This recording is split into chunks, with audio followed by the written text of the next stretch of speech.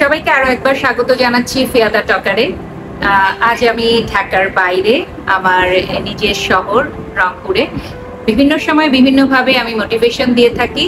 আজ সেই মোটিভেশনের কাজটি করতে হচ্ছে আমার নিজের এলাকায়, এবং সেখানে যে প্রোগ্রামে আমি এসেছি অনেক একরকম কাঠ খড় পুড়িয়েই আমাকে আসতে হয়েছে, কারণ আমার যে ব্যস্ততা তার মধ্যে থেকে সময় বের করা, যদিও এই জায়গায় আমার প্রায় 2 মাস আগেই কথা দেয়া ছিল।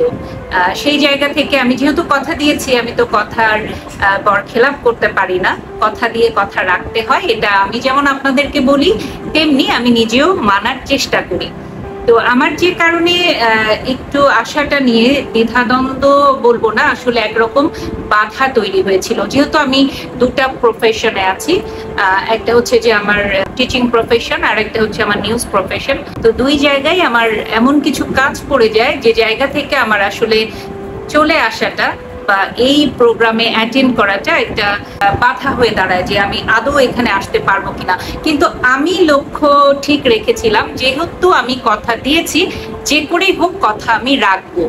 সেই রাখতে গিয়ে কিরকম ভাবে আমি যে সেই কাজটা করলাম তা হচ্ছে যে আমার টিচিং এর জায়গাটাও যেমন ভাবে ম্যানেজ করে ফেললাম, পাশাপাশি নিউজের জায়গায়ও আমার যেদিন আমি রওনা দেওয়ার কথা সেদিনই আমার একটা মিটিং পড়ে। সেই মিটিংটাও আমার অ্যাটেন্ড করা ভীষণ রকম ইচ্ছা ছিল, কিন্তু সেখানেও অ্যাটেন্ড করার সুযোগ হলো না, যেহেতু আমি 2 মাস আগে এখানে কথা দিয়েছি।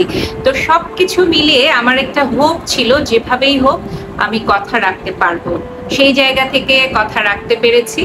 আমি গতকাল নাইটে রওনা দিয়ে আজ সকালে এসেছি, এবং নাইট জার্নিতে আমি একদমই ঘুমাতে পারিনি, নির্ঘুম রাত। তারপর এসে খুব আনন্দের সাথে একেবারে মনের যে ভালো লাগা সেই জায়গা থেকে প্রোগ্রামে অ্যাটেন্ড করলাম।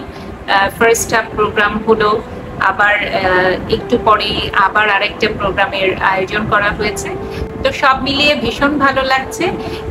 যে কারণে কথাটি বলছিলাম যে আসলে ইচ্ছা থাকলে মানুষের সবকিছুই সম্ভব, ওয়ে একটা বের হবে। আপনার যদি ইচ্ছাটা থাকে আপনি যেভাবেই হোক একটা ওয়ে বের করতে পারবেন।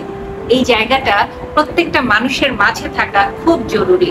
আমি চেয়েছিলাম, মন থেকেই চেয়েছিলাম যে যেভাবেই হোক আমি আসবো। আমি কিন্তু কখনো নাইট জার্নি করিনি, কিন্তু করেছি, কারণ আমার ভেতর থেকেই চাওয়াটা ছিল, আমার ইচ্ছাটা সেই লেভেলের ছিল। সে কারণে আমি এটা মিস হতে দেইনি।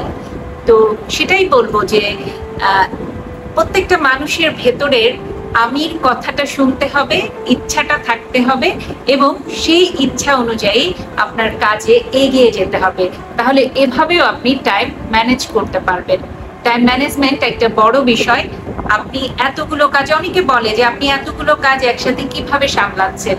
অবশ্যই প্ল্যান থাকতে হয়, আবার কিছু কিছু কাজ দেখবেন একেবারে প্ল্যান ছাড়া হয়তো চলে আসে, সেটার মধ্যেও একটা ম্যানেজ করার অভ্যস্ততা গড়ে তুলতে হয়। আর ওই একই কথা, ইচ্ছা থাকলে উপায় হয়। তাই আপনাদের যদি কোনো কিছুর প্রতি ইচ্ছা বা আগ্রহ থাকে, প্লিজ লেগে থাকবেন, অবশ্যই ইচ্ছা ফুলফিল হবে। ভালো থাকবেন সবাই। আজ জাস্ট আমার এই কাজের মধ্যে থেকে ছোট্ট একটু অভিজ্ঞতা আপনাদের সাথে শেয়ার করলাম। পরবর্তীতে নতুন কোনো বিষয় নিয়ে খুব দ্রুত ফিরে আসবো। চোখ রাখবেন ফিয়াদা টকারে।